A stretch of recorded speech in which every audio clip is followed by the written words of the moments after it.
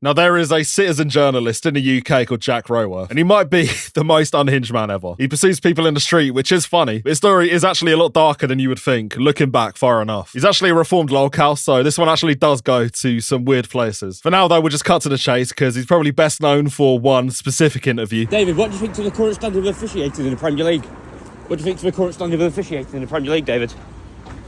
Do you regret possessing indecent images on your device? For the uninformed, this is David Coote, who is a former Premier League referee. He got exposed for some bad stuff, you know, specifically Category A nonsense. Let's not get into it, but it's bad. It's the worst form, actually. Anyway, questions did have to be asked, and Jack Roworth on the scene did decide this is what he wanted to ask him. David, what do you think to the current standard of officiating in the Premier League? What do you think to the current standard of officiating in the Premier League, David? And it's very dark, but it is also undeniably funny to approach a Category A sex offender. And then to ask him this, you know, it does come across like a sketch. And that's kind of the whole point. It isn't, and as you're going to see, this is a reoccurring theme. We'll give him credit where it's due, because he did at least try to code switch. Do you have anything you want to say about these charges and these allegations? Yeah, this is how he shot back to infamy after a bit of time out of the spotlight. He's always spawning these brutal, high-profile cases up and down the country. And I don't know if it's on purpose, but he does love to bring a bit of levity to the worst thing you've ever heard. I'm just at Westminster Magistrates Court here, where Thomas Party's due to appear in a minute or two. I will tell you this, it's his fourth woman who's accused him of sexual offences. And you know, when he comes in here, I'm going to ask him, I'm going to say, Thomas, this is the fourth woman who's accused you of sexual offences. Have you got anything to say about that? And then I'm going to say, Thomas, do you remember when you lost the league at the City Ground? Yeah, but no, seriously though, you know, 4 counts, terrible day. I think to be a true great on social media, you do need to have zero self-awareness. The funniest bit, by the way, is that occasionally, by complete accident, he does actually strike journalistic gold. Yesterday, I had the opportunity to ask Eddie Hearn about Andrew Mountbatten Windsor and the allegations towards him. Eddie, I know it's a bit random, but can I ask you about what you think to the allegations towards Prince Andrew? I know it's a bit random, but it's something very interesting. You sure? All right, enjoy the boxing tonight. And I just want to say, I've just found out yesterday actually, that Epstein actually had Barry Hearn, so Eddie Hearn's dad, and also Barry Hearn's wife, Susan Hearn, in his contact book. How mental is that? This is the life of a journalist. It's not an easy life. A lot of work does go into it, and you can kind of tell when he is asking questions. He cuts no corners, and you know, he does ask one thing usually, just repeatedly. I think the best example of this is the Joey Barton interview. Joey, it's free speech dying in this country. It's free speech dying in this country, Joey. Free speech dying in this country, Joey. Top, mate, top. I managed to interview Joey Barton the other day as he was leaving Crown Court to ask him, is free speech dying in this country? Joey, it's free speech dying in this country. He's a journalist. He asks questions. They don't always get answered. They rarely get answered. And again, it is funny, but when you see where he came from, the old Jack Roworth was a very different person, and this is a rabbit hole. He rarely engages with it, but he was asked some questions on a podcast recently, and he did at least reference it. Can you explain to some of the viewers and listeners, I know you've deleted a lot of this stuff from the internet, but what was your first foray into making content, and how did it happen, and why? Why did I get into content? Well, I started about...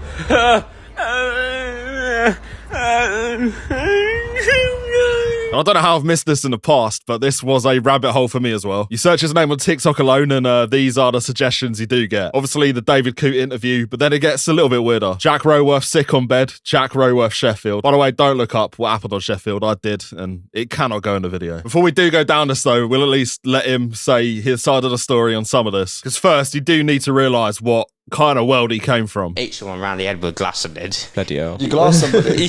Yeah. Look, me and him are all right on terms now. Let's just say I'm lucky it was him. He could have potentially taken it the other way. Not as in fighting. I'm prepared for that. Do you know what I mean? That happens all the time. I know you glassed me, mate, but honestly, don't mention it. You know, I swore under the bridge. Don't worry about it. Listen, in life, there is character development, but this is an entirely different thing. This might be a clone, because he was speaking an entirely different language back then. Just with Finn here, we're jumping forbidden, aren't we, Finn? We're jumping the fence of forbidden mush. He's on about getting on the car with all that job. Just with Diego. Oh yes, Diego, get up, Diego. How much for a good do? Oh yes, just in the gym in my jeans, chava. Get up, got me on runners on.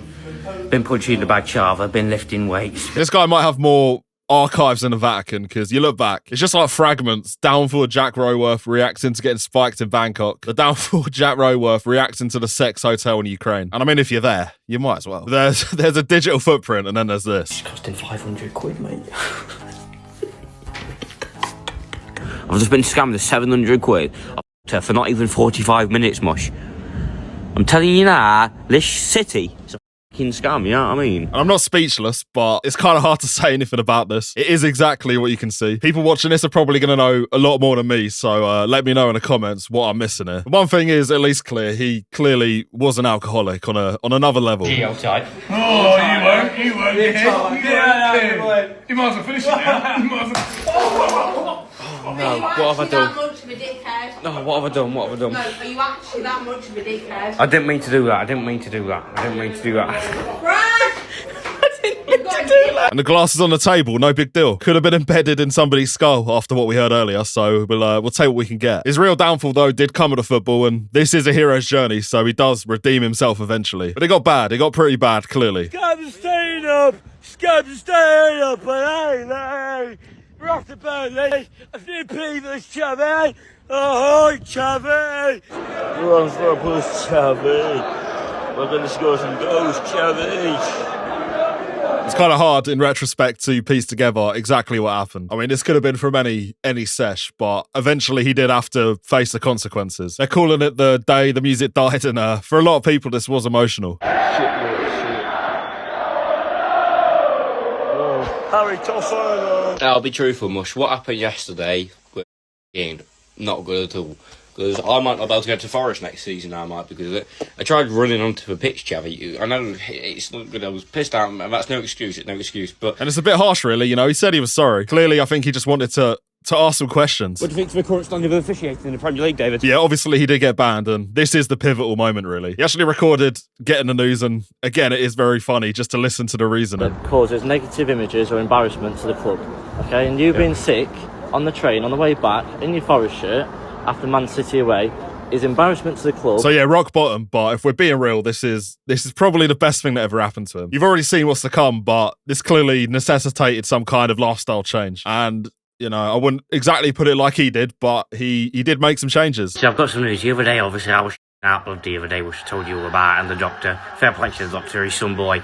Anyway, I've come off the peeve and I'm 4 days clean at the minute. Do you know what I mean? I've got the timer and everything on my phone again. I'm going to start getting back down to the AA meeting, see how it goes. But I'm cutting off the peeve, cutting off the full sessions and everything. And it is admirable. He clearly needed to make this life choice. And this is weirdly where his mannerisms and the way he spoke did start to taper off. I mean, really, he should be a spokesperson because he's boots on the ground. But it is what it is at the end of the day, because it's just about trying to manage your bearings. And if you don't manage them, you're a minge. But if you manage them, you're some boy, and you should really push yourself to go even further. Do you know what I mean? This is where the journalism began, and it's a wild 180. Despite the lifestyle change, though, it does seem like the establishment were still a little bit wary of him. I saw this one, for example, he's at a rally, but it genuinely does come across like he's in a cage at the edge of the event. That as well.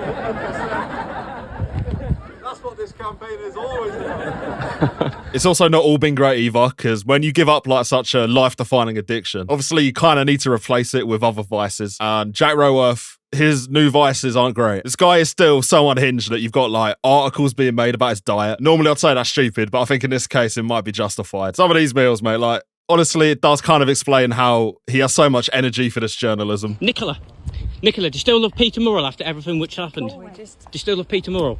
Come on, I've travelled 70 miles. Don't tell me to go away. Given the meals, he's probably walked that as well, so no class. But now that he does once again have quite a lot of eyes on him, his style of journalism is getting a little bit controversial. At least in the eyes of the class of people he is asking these questions to. They're used to avoiding questions, but then when you got Jack Roworth in your face with a camera, obviously that gets a lot harder. Are they entitled to a private life? yeah, of course they are. Mr. Jenrick has been persistently pursued by an individual claiming to be a journalist. Hello, Robert. How are you? Hello, Robert. I've just been listening to your show. Well, I'd like to think he knows that I've not got bad intentions. Do you get what I mean? He clearly doesn't have bad intentions, but also at the same time, imagine you're one of these people. You see a guy with that slip back approaching you with a camera in what could be a isolated space. He just wants to know about the standard of the officiating in the Premier League, but they don't know that. And at the same time, the old Jack Roworth is trying to claw his way out, because occasionally it does come back through. I saw this tweet. Nottingham police have described my mate as a thug. Yes, he was an idiot on the night, and it was very bad, but he's not a thug. I think that's harsh to fit their article. Defended his boy, that's admirable, but then when you click through to the article, the 22-year-old continued to follow him while shouting, "Do you know who I am?" Without any provocation, he then punched the man in the face, knocking him unconscious. Despite his victim having no way of defending himself, the attacker still decided to inflict a running kick to his head. I mean, if you're gonna inflict a running kick to someone's head, when they're on the floor, is the best time to do it. Yeah, he might be a thug. I think if you're gonna be a journalist, you might need to have the integrity to to say he is. But it is a process as well, and he should be given time to find his way. I mean, this exact week does actually mark a big achievement for him. Payday soon, mush. Nah, but seriously though. Massive achievement, obviously. Not a lot of people can pull themselves out of that hole. And yeah, granted, maybe some of his videos do seem like he's just like washed ashore after falling in a canal on a night out. Thank you, Keir Starmer. You've made the weather absolutely brilliant this weekend. And I genuinely think it's only brilliant because Arsenal have won the league. Like, Always gonna be funny, but he's in a much better place, so power to him. It's a great story, and honestly, I don't think there are many more interesting people in this country. No matter how deep you go down a rabbit hole, you always find something else. My granddad, he died when my mum was 2. He went to Iraq. He was there with my grandma. She's half Italian, like, because he was with a foreigner, an English woman, because she's English. She had British citizenship. That Saddam Hussein, that dictator, voted for in Iraq. He had him killed, murdered. Yeah, that's probably a good place to end it.